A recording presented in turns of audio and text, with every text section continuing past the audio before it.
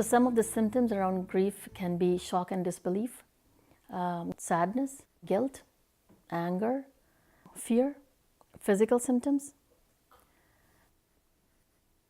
Shock and disbelief is like, is it really happening? Is this really true?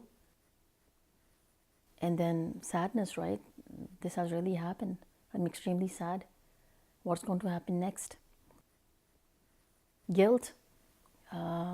Maybe I would have done more to save my loved one. Maybe, that's part of like the bargaining stage. Maybe I would have done this, so this wouldn't have happened. Anger. Why is it happening to me? Why did it happen to me? Sometimes angry on the system.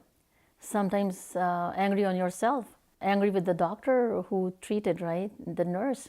Sometimes people question your faith. Angry on God. Why did it happen to me? Why did God do this to me? And then fear, right? Fear of being alone sometimes. Fear of having responsibilities, more responsibilities. Fear of your own death, your own mortality. So these are all symptoms that come up when you are dealing with grief. And then physical symptoms. Again, like I always say, if you will not get professional help, if you will not be a part of a support group, if you will not acknowledge your grief, you won't be able to address it. And sometimes you can have physical symptoms, right? Like backache, headache, shortness of breath, anxiety, depression. And then depression can lead to like severe mental health issues. And we always talk about it that you suffer and your family suffers as well. So you have to take good care of yourself and get support.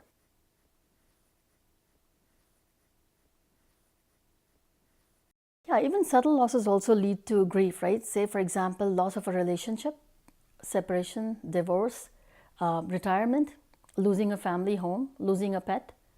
And I always share my story that I thought losing a pet was, it won't cause grief, but I lost my bunny last year, and yes, I'm still probably sometimes grieving. We loved her so much. So these things can also cause grief. Miscarriages can cause grief.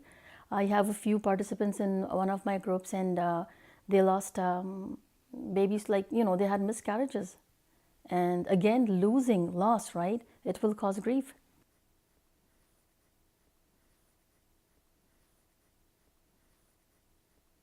There is no schedule, there is no timetable. Grief can be a roller coaster. It can be a series of stages. There is no timetable for anybody. Everybody has their own journey. Everybody's journey is different. It's not being a matter of weak or strong.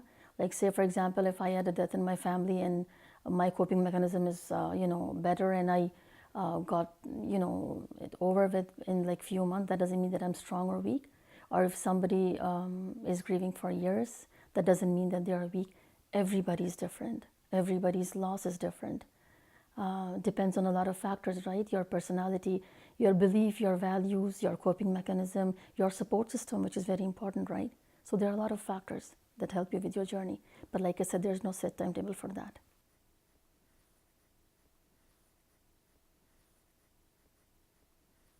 When you're grieving, you definitely need to take care of yourself. Take care of yourself, so if there are other people in your home as well, you'll be able to take care of them as well, especially young kids, right? Eat well, exercise properly, acknowledge your emotions, talk about your grief, cry if you want to, listen to music, talk about your loved one who has passed away.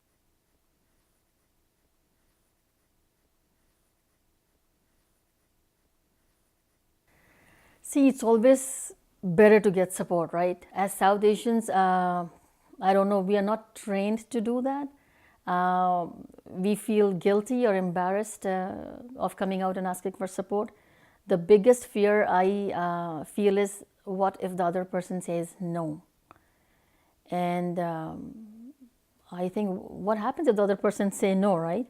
So come out for support, ask for help. You don't have to be embarrassed or guilty for asking, for help. And as a community member, on the flip side, I say that if somebody comes to me and asks for help, Me as a neighbor, as a friend, as family, should not be judgmental. If somebody comes to me for help, they have a palliative individual in their home, I should not be judgmental. I should not think that they're not capable of taking care of their loved ones. I should be there for help. So, as a community, if we learn not to be judgmental, be open to offer help to others, people will come out. And there'll be no more embarrassment to come out and get help.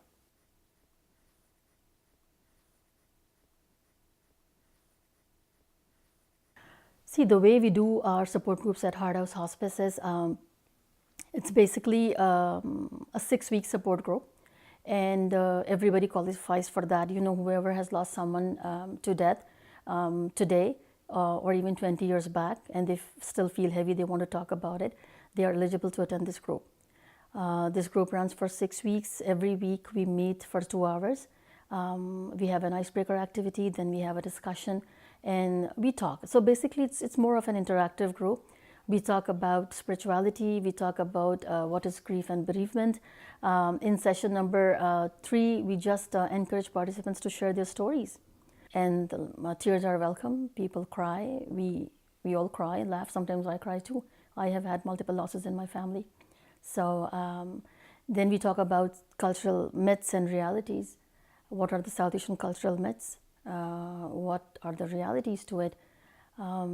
We talk about self-care. In session 5, we talk about self-care, where we bring our wellness coordinator in.